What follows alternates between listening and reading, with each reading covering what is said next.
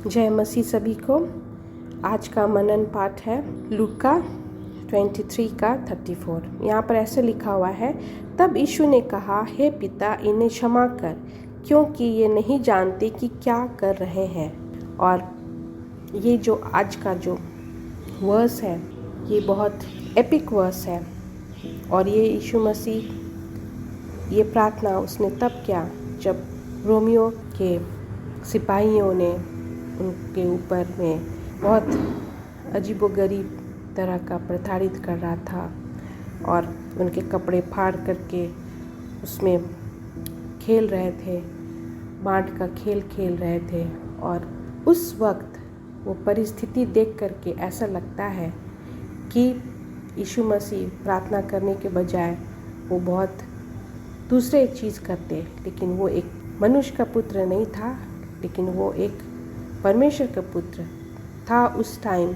और इसलिए उसने पवित्र आत्मा के द्वारा उन लोगों से दुआ किया परमेश्वर से, और दुआ में ये भी बोला कि पिता परमेश्वर, इनको क्षमा करना, क्योंकि ये नहीं जानते कि ये क्या कर रहे हैं। तो आज हम जब ये वर्स को देखते हैं तो ये हमारे लिए भी है। हम बहुत आसानी से लोगों को अपना दुश्मन बना लेते हैं। बहुत आसानी से जब किसी से हमारा झगड़ा होता है या अनबन होता है तो हम उनको अपना दुश्मन मानते हैं। और जब हम दुश्मन मानते हैं तब हम उसको क्षमा नहीं करते हैं। हमारे अंदर में एक अलग सा बिटरनेस आ जाता है और हम उसी में रहते हैं। बहुत सारे लोग तो वह उसी में रहते हैं और उनका ज़िंदगी ख़त्म हो जाता है। लेकिन अगर हम अपने आप को मसीह कहलाते हैं या कहते हैं तो हमें सीखना चाहिए यीशु मसीह से कि उसने किस तरह से इस वक्त अपने प्रार्थना में अपने पिता को याद करते हुए कहा कि पिता परमेश्वर, इन्हें क्षमा करना, क्योंकि ये नहीं जानते कि ये क्या कर रहे हैं।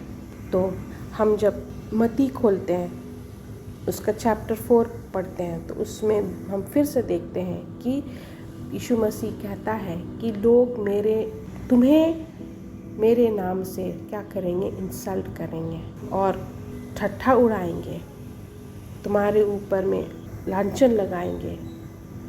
लेकिन हमें क्या करना है, उन लोगों को भी प्यार करना है। लेकिन बहुत मुश्किल है ऐसे लोगों को प्यार करना, क्योंकि हमें पता है कि वो लोग हमारे साथ क्या किया है। हम अगर सही भी हैं और वो लोग अगर हमें कहते हैं कि तुम गलत हो, तो हमारे अंदर में एक अलग तरह से आत्मा आ करके एक घृणा पैदा करता है उन लोगों के बीच में। और ये आसान नहीं है कि हम वैसे लोगों को क्षमा करें। लेकिन अगर हम परमेश्वर में बने हुए हैं और उसके साथ संगति करते हैं पवित्र आत्मा में, तो परमेश्वर हमें सिखाएगा कि किस तरह से हमको क्या करना है, ऐसे लोगों को क्षमा करना है। तो आइए, आज आप किसी को अगर क्षमा नहीं कर पाए हैं तो आज आप परमेश्वर से दुआ करें कि हे पिता, मैं सच ही सही, मैं सत्य ही सही, लेकिन अगर लोग मुझे अपना दुश्मन मानते हैं तो मैं उनके लिए दुआ करता हूँ या करती हूँ कि उनको क्षमा कर दें। और वो सारे चीज़ें पिता परमेश्वर के हाथ में रख देंगे अगर हम, तो आने वाला दिन वो लोग हमारे पास वापस आएंगे या हमें बोलेंगे, या दूसरे लोगों से पता चलेगा कि वो लोग बोलेंगे कि ऐसा इसका कैसा स्वभाव था, मैंने उसके साथ इतना बदचलन, इतना गलत व्यवहार किया, लेकिन फिर भी उसने मुझे माफ़ कर दिया। और नीति वचन में हम लोग जगह जगह पढ़ते हैं कि हमें क्रोधित मनुष्य के साथ क्या करना, संगति नहीं करना है। और यहाँ पर क्रोध भी एक बहुत बड़ा विषय बनता है कि हमारा लोगों के साथ में संबंध खराब हो जाता है और हम लोग एक दूसरे को दुश्मन मानते हैं और हम उनसे घृणा करते हैं, उनको हम क्षमा नहीं करते हैं। लेकिन आज का जब हम वचन सुनते हैं या हम सुन रहे हैं और ये हम प्रॉमिस वर्स, ये डेली डिवोशन वर्स हम पढ़ रहे हैं, तो ये हमारे लिए है।